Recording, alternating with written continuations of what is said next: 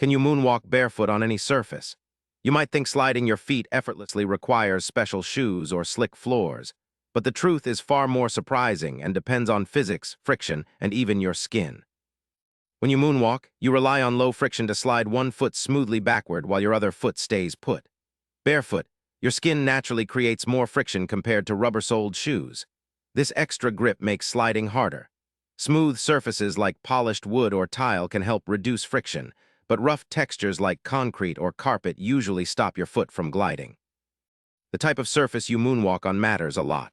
Hardwood, linoleum, or polished tile floors are ideal because they reduce friction. Rougher surfaces like carpet, asphalt, or grass create too much resistance for a barefoot moonwalk. Even moisture can change how easily your feet slide. A slight dampness or dust can either help or hinder your glide depending on the surface. Your skin condition also changes your ability to moonwalk barefoot. Dry skin tends to grip surfaces more, increasing friction.